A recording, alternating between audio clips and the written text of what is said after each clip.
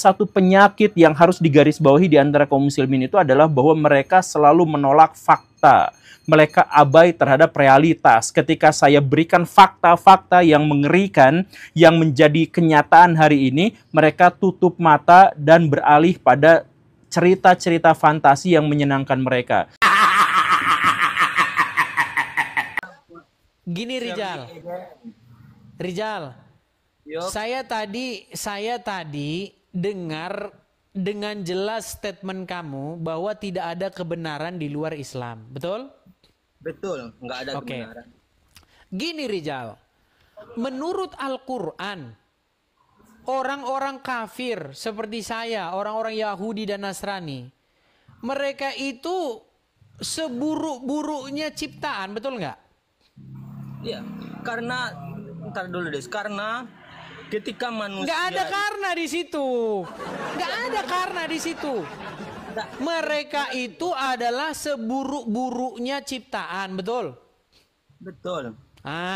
Sedangkan yang terbaik adalah yang Muslim, betul? Betul. Jadi karena menurut kamu itu adalah kebenaran, maka kita uji kebenaran itu. Dalam tanda kutip, kebenaran itu harus kita uji, oke? Iya, sudah teruji, bukan baik. Kita uji, sudah teruji. Baik. Oke. Ntar dulu sebentar. Jangan ketakutan begitu. Mari kita uji kebenaran itu. Kebenaran dari, masih saya kasih tanda kutip ya, karena ini kebenaran hasil klaimnya orang Islam. Gini Rijal. Sekarang Rijal, coba kau pandang sekelilingmu.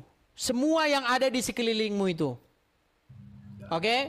Dari mulai jam, ya, semen, tembok rumahmu itu, alat-alat bengkelmu itu, kemudian peralatan spare partmu itu, ya, mesin-mesin itu. Coba aku tanya dulu sama kamu, ada nggak, sebutkan satu aja produk yang di sekeliling rumahmu, HP yang kau lihat ini semua, ada nggak di situ produknya orang Islam? Coba sebutin satu, sebutin satu hasil karya orang Islam, sebutin.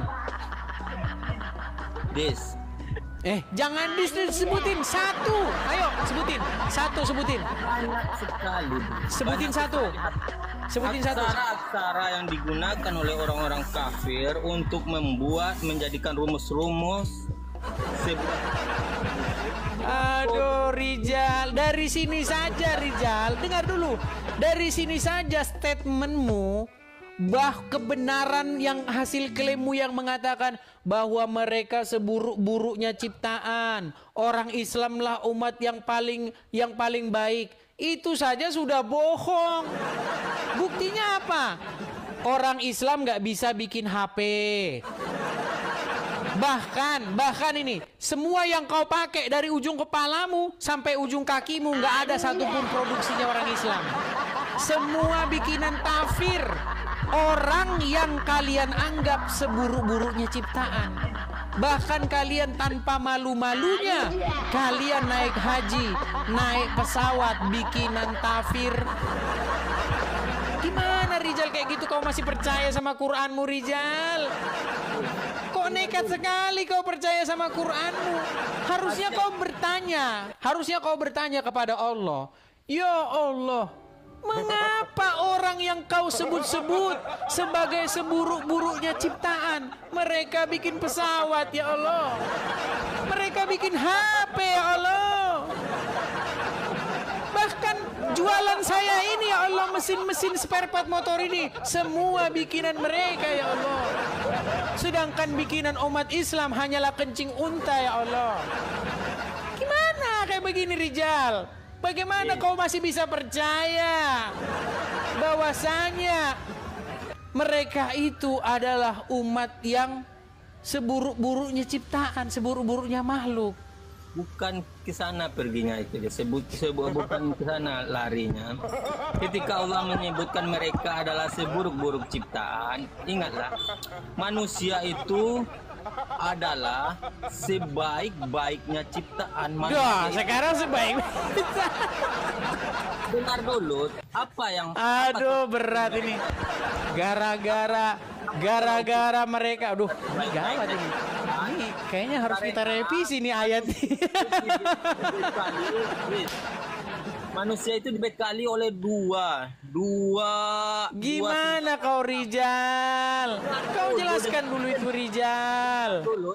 Dua senjata yang sangat dahsyat itu adalah nafsu dan pikiran. Ketika manusia itu bisa mengalahkan nafsu dan mendahulukan pikirannya, maka dia menjadi sebaik-baiknya ciptaan, bahkan mereka bisa melebihi malaikat. Udah Rijal, cukup. Panas. Rijal, tahu nggak? Produksi, sebentar Rijal, dengar Rijal. Produksi. Maka ketika dia, aduh, si Rijal nih ngomong terus. Ketika dia dikalahkan oleh nafsu, maka dia derajatnya itu lebih rendah daripada hewan dan binatang, Des. Begitu kalian nggak ada. Rijal, dengarkan ya. Dengarkan Rijal. Dengarkan. Yang kalian produksi itu hanyalah tahayul. Apa yang kalian produksi? Saya kasih tahu nih. Yang kalian produksi, Pak Haji dengan apa yang digini-ginikan itu apa namanya itu? Apa itu? Tasbih. Pak Haji dengan tasbihnya, dengan cambuk cemeti al-rasuli, mampu mengalahkan Mak Lampir. Hot! Mak Lampir kabur kalau ngelihat Pak Haji bawa apa namanya? Apa ini? Tasbih dan cemeti al-rasuli. Tapi sayang, tahayul. Dengar dulu sebentar.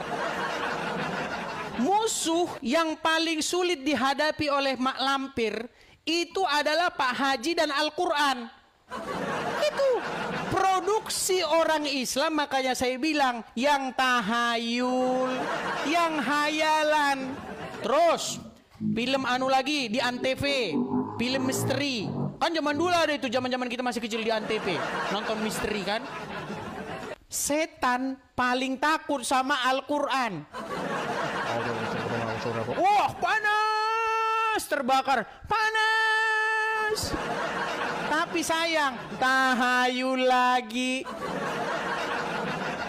Jadi produksi kalian yang kalian hasilkan dari zaman dulu sampai sekarang di Indosiar, azab Indosiar, ayo. Azab Indosiar.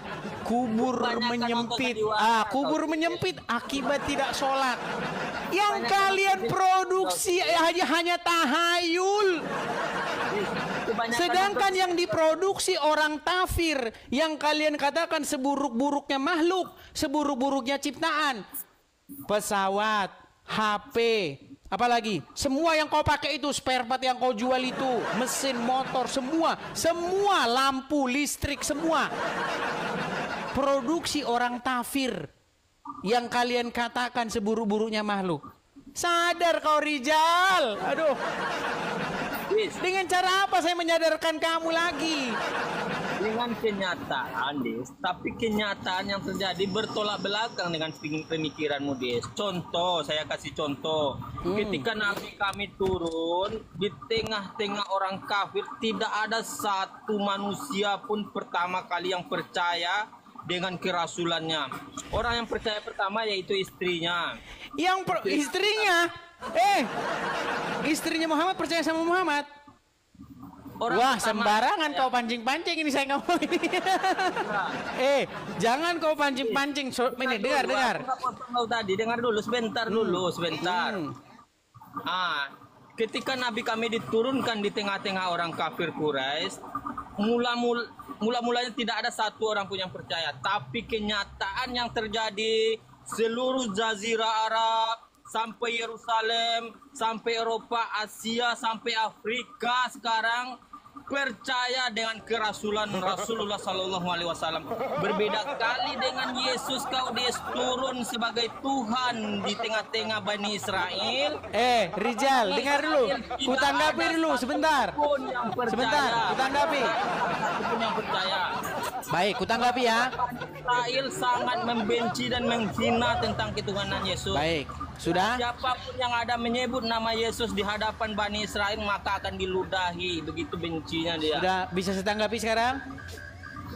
Silakan. Baik, saya tanggapi ya. Baik begini.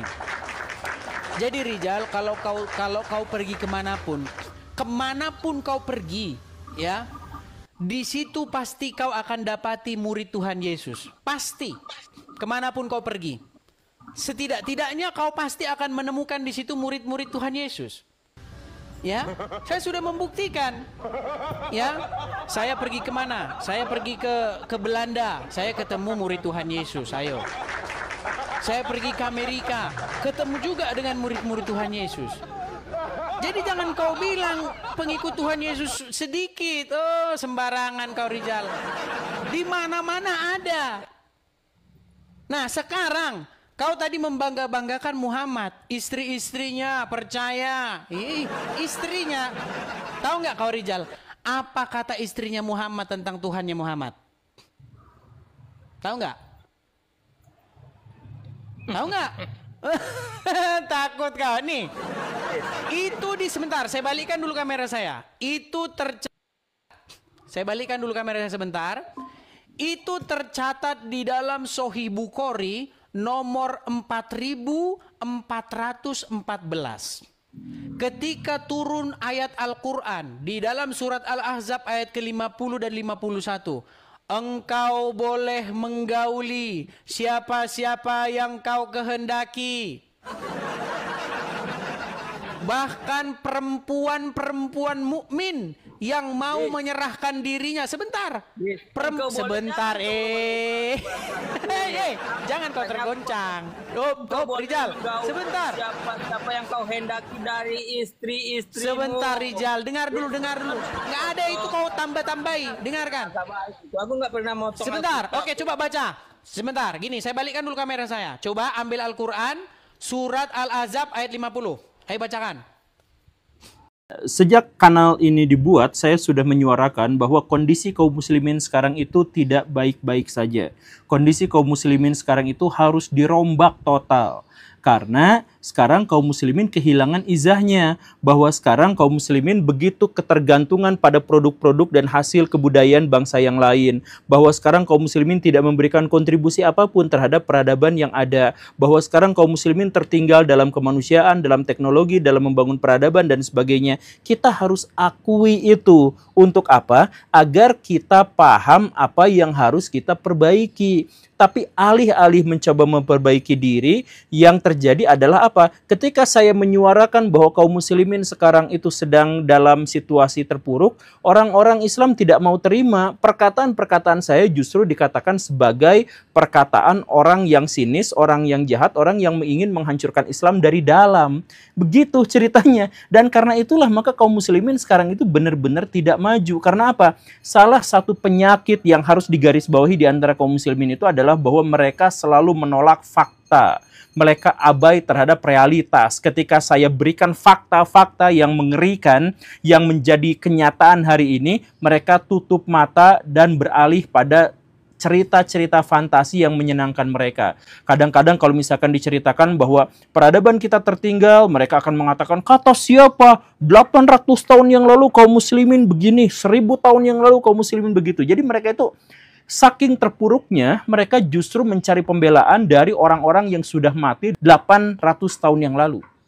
Kan begitu. Nah, inilah fenomena kaum muslimin sekarang. Dan ketika itu terus-terusan diabaikan, ketika itu terus-terusan menolak untuk diperbaiki, maka apa yang terjadi? Silahkan lihat realitasnya.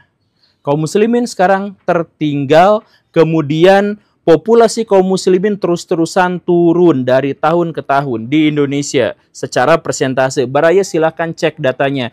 Jumlah santri di Indonesia terus-terusan turun karena semakin banyak yang ilfil terhadap pesantren.